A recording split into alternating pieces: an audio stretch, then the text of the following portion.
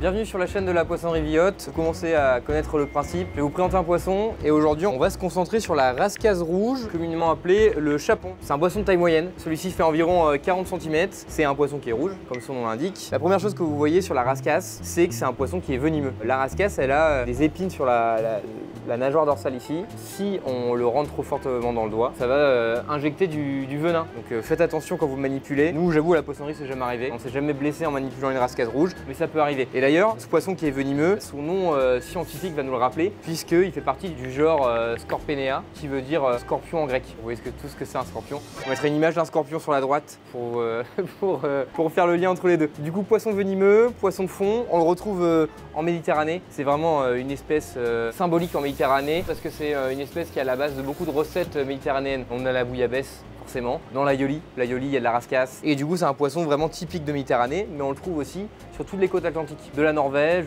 jusqu'aux côtes africaines. Donc vraiment, il y en a partout. Et d'ailleurs, c'est un poisson qui a été énormément exploité en Méditerranée. Et aujourd'hui, la rascasse de Méditerranée, la rascasse rouge telle qu'on la connaît, le chapon, elle est quand même rare et surtout, elle est très chère. Il faut savoir que quand vous envoyez sur les étals de poissonnerie dans le sud, en Italie et le sud de la France, il y en a quand même une partie qui vient de l'Atlantique. Moi j'ai été l'année dernière sur les côtes italiennes et la rascasse elle venait de Roscoff en Bretagne, qui est pas trop à côté quand même. Du coup la rascasse, on en trouve en Méditerranée mais il y en a quand même beaucoup moins lié à la surpêche. C'est un poisson qui vit de manière un peu solitaire au fond de l'eau, donc on n'a pas de quoi vraiment le cibler, on n'a pas des pêches très abondantes. Ça va être pêché au filet maillant, au chalut, de manière un peu hasardeuse. On va appeler ça des prises accessoires entre guillemets. Et en criée, on en retrouve quand même assez régulièrement. Celle-ci, elle fait environ une quarantaine de centimètres. C'est une rascasse qui fait 1,7 kg. Il faut savoir que la rascasse chapon, elle peut vraiment aller beaucoup plus loin en termes de poids. Nous, on a déjà fait de la rascasse de 3 kg ici à la poissonnerie. Une rascasse de 40 cm, c'est une rascasse qui a environ 6-7 ans. Mais une rascasse, on va dire, de 60 cm, c'est une rascasse qui peut tout de suite monter à 15 ans. Après, c'est normal, hein. Les derniers centimètres sont plus durs à avoir. Il y a la rascasse donc rouge, celle-ci. Il y a la rascasse brune, qui est un poisson qui a beaucoup moins d'intérêt gustatif et qui va un peu ressembler à la rascasse rouge. Alors, il y a quelques trucs qui permettent de la différencier. Il y a une chose, c'est le point ici sur la nageoire dorsale. Là, on voit qu'on a un point noir. Et ce point noir, s'il est présent, c'est sûr que c'est une rascasse rouge. Le petit souci sur ce critère d'identification, c'est qu'il y a des rascasses rouges qui ne l'ont pas, mais s'il est présent, c'est toujours une rascasse rouge. Sur la rascasse brune, vous n'allez jamais trouver de point noir. Là même, les points noirs sur la queue, c'est aussi typique de la rascasse rouge. La rascasse brune a beaucoup moins de points. Là, vraiment, elle a tous les caractéristiques, il n'y a pas moyen de se tromper. Là, on a les épines. Ça, j'aimerais bien voir si c'est vraiment venimeux.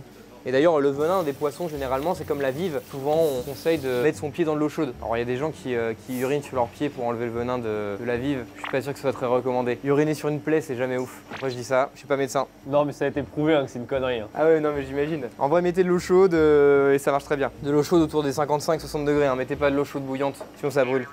Il y a d'autres points aussi différenciants, c'est au niveau de la couleur. La rascasse rouge, du coup, d'où son nom, on va vraiment avoir une couleur rouge. Sur la rascasse brune, on a une couleur qui est beaucoup plus terne. Ça tire vraiment sur le marron. Également au niveau de la taille, la rascasse brune, c'est une rascasse qui est beaucoup plus petite. Le chapon peut vraiment atteindre des grosses tailles, des 60 cm. La rascasse brune, c'est plutôt un poisson autour des 25, 30, 35 cm. Et surtout, gustativement, la rascasse brune, alors j'ai lu qu'elle n'était pas comestible. Alors je pense pas qu'elle n'est pas comestible en tant que telle, mais je pense qu'elle a aucun intérêt. Pour la différencier avec la rascasse brune, il y a aussi un peu à la même manière que la lotte, c'est ce qu'on appelle des lambeaux, c'est des bouts de peau qui vont sortir du poisson. Et sur la rascasse rouge, on a des lambeaux de peau qui sont beaucoup plus présents sur la ligne latérale. Alors là, à plat, en dehors de l'eau, ça parle à personne. Il faut s'imaginer que le poisson, il est au fond de l'eau. Le poisson, en fait, on dirait une pierre avec des algues dessus. Donc vraiment, le mimétisme est hyper fort sur la rascasse. Franchement, je pense qu'il y a beaucoup de personnes qui passent à côté. Et donc ça, c'est un poisson qui va se mettre au fond de l'eau, qui va vraiment manger tout ce qui passe, des crustacés, des petits poissons. Souvent on dit que la rascasse a un goût assez fort, c'est justement lié à son alimentation, qui va être composée beaucoup de crevettes, de mollusques, ça mange vraiment tout ce qu'elle peut trouver au fond de l'eau. Au niveau de la reproduction de la rascasse, il faut savoir que la maturité sexuelle, elle est atteinte au niveau des 25-30 cm. Donc là, on a un spécimen qui est mature et qui a pu se reproduire au moins une fois. Bon là, je l'ai préparé de manière classique. Une espèce, vraiment le venin c'est vraiment centralisé sur les pics. C'est pas comme par exemple le fugu au Japon où du coup il faut une formation hyper spécifique pour préparer le poisson. Là le venin il est vraiment sur les épines. Alors peut-être que si je mange les viscères il y a peut-être une glande venimeuse à l'intérieur, mais si on mange pas les viscères, la chair, j'ai jamais entendu parler en tout cas de quelqu'un qui tombait malade avec une rascasse et le venin. Donc là je l'écaille et vous voyez la rascasse elle a aussi des grosses écailles. La rascasse brune c'est vraiment des tout petites écailles. Vous allez voir là on a un poisson qui faisait 1,7 kg. Je vais faire un filet et on va voir le rendement qu'on va avoir sur la rascasse. Parce que la rascasse comme vous pouvez le voir voir, c'est vraiment un poisson avec une grosse tête et le rendement il est assez mauvais. Là typiquement c'est un produit que j'ai acheté 30 € le kilo, entier du coup vidé, nous on le vendra aux alentours de 69-72 €. Et je sais que si je le mettais en filet, on serait plutôt autour des 150-160 si on voulait vraiment retomber sur nos pattes. Et c'est compliqué de le mettre aussi cher bien évidemment. Et en plus dans les colliers, sur la tête, on a vraiment beaucoup de chair. Si vous le mangez entier, vous allez récupérer beaucoup plus de chair que si on le fait en filet. En tout cas moi je conseille à tout le monde, si un jour vous demandez de la rascasse à votre poissonnier, c'est de lui demander aussi la tête et de griller les colliers avec. En plus c'est vraiment délicieux. Alors je vais vider la rascasse, vous allez voir à l'intérieur, c'est vraiment un poisson charnu en fait, les colliers ont vraiment de la matière. Aïe, je suis piqué, bon tout va bien.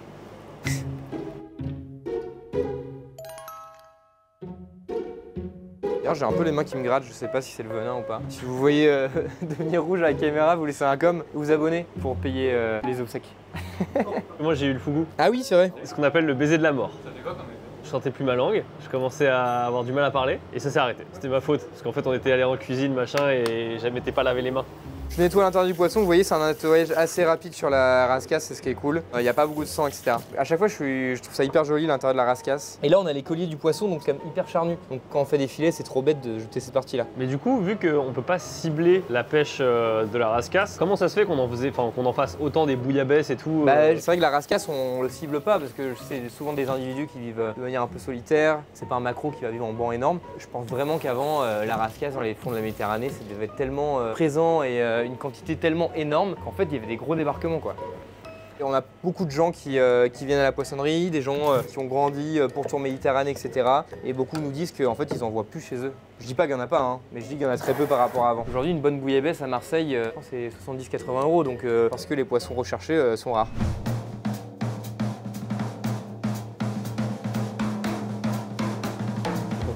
J'en ai 5 au début du filet, mais de mémoire, elles sont quand même faciles à enlever. Ça connaît le nombre d'arêtes et tout. Ouais, j'espère que j'ai pas tort. Je vais les compter. J'en ai 1, 3, putain il y en a 5. Ah non il y en a 6. Oh putain je suis dégoûté. Oh putain. Il y en a 6. Bon d'habitude elles en ont 5, je sais pas ce qui lui arrive celle-ci mais bon. Alors du coup j'ai dit que je le pesais. Là j'ai un filet qui est prêt à la consommation. Ouais, il pèse 264 grammes. x2 on arrive à 520. C'est moins d'un tiers du poisson. Ça fait 42,24 € le filet. En fait à minima il faudrait que je vende à 52-53 € le filet. Ce qui fait... Bon on fera pas un x2 sur ce poisson. Voilà. Faudrait que je le vende 210-220 je pense. Achetez ma rascasse entière s'il vous plaît. T'as un peu de collier quand même là qu'on a oublié. Bah justement on en parle du collier. On va le manger. Vous voyez le collier il est hyper dense. Hein. Il y avait une cliente qui avait pris un gros chapon de 3 kg. Elle a gardé les colliers et elle en a fait un par personne. Donc, il y avait quasiment 150 grammes de chair sur un gros collier quoi. C'est souvent une partie délicieuse. Je vais mettre le four en chauffe. Notre rascasse, je vais la raccrocher.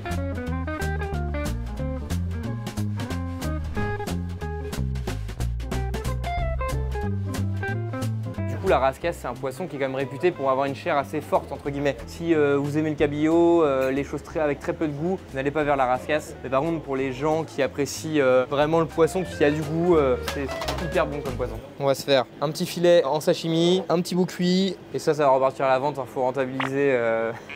Là pour le poisson cru, moi j'aimerais bien essayer de garder la peau. Je sais pas si c'est une bonne idée, au pire on l'enlèvera. Je vais l'entailler un petit peu parce que du coup si on le cuit, la peau va se rétracter et du coup le filet va se tordre.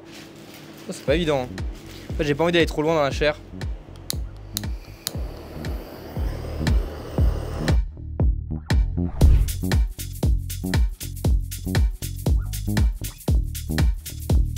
Hop.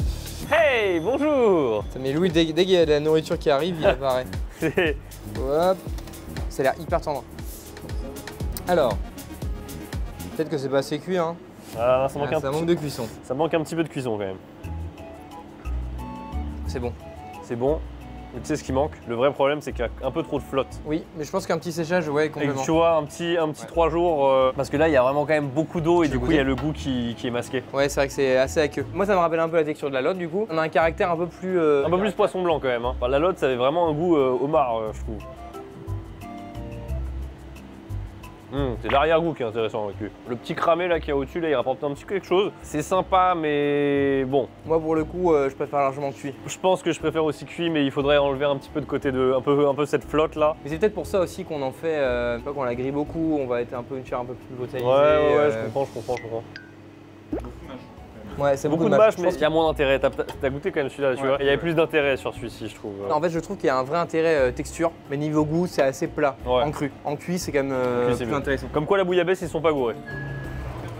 Putain, ça va être vachement de temps à cuire, hein, parce que là, vous voyez c'est toujours encore tendre au fond, quoi. Et tu vois toute l'eau là. De toute façon, on le voit hein, sur les poissons qui ont une chair dense, la cuisson elle est assez longue. Écoutez, on va le remettre. C'est pour ça, moi je pense vraiment la solution, c'est de mettre en. Ouais, non, faut mettre en séchage. Moi je suis pas cuisinier, mais je pense qu'il y a beaucoup de chefs qui le font sur la rascasse. Sur la lotte, c'est hyper courant. Apparemment, les anciens ils suspendaient même les lottes en plein vent pour les faire sécher. Alors depuis, on a inventé les frigos Viotte, le système, donc il n'y a plus besoin. Les tendoirs à linge, c'est pour le linge, c'est pas pour la lotte. Mais c'est vrai que cru, je suis hyper étonné. C'est un goût de poisson, mais c'est assez doux, je trouve. C'est peut-être bon là, non? Je pense aussi.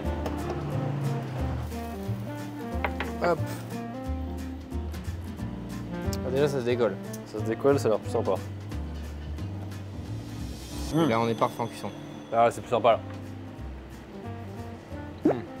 Bien mieux. Ça, c'est très bon. Moi, j'avoue, les colis de poisson, franchement, prenez-les, demandez à votre poissonnier, vous prenez un bar, prenez les colis, même s'il n'y a pas grand-chose à manger. C'est vraiment hyper bon en fait. Il y a le côté du collagène qui est un peu nappant en bouche, et moi, j'adore. Et en plus, franchement, les colliers, c'est inratable à cuisson. Si vous laissez 2 minutes de trop, il n'y a aucun problème. Merci d'avoir regardé la vidéo. J'espère que vous avez appris un peu plus sur la rascasse. Surtout un poisson à cuire, grillé au four, même j'imagine au barbecue, ça peut être délicieux. Et forcément, dans une bonne bouillabaisse parce que c'est quand même très bon comme ça. Merci beaucoup et à bientôt.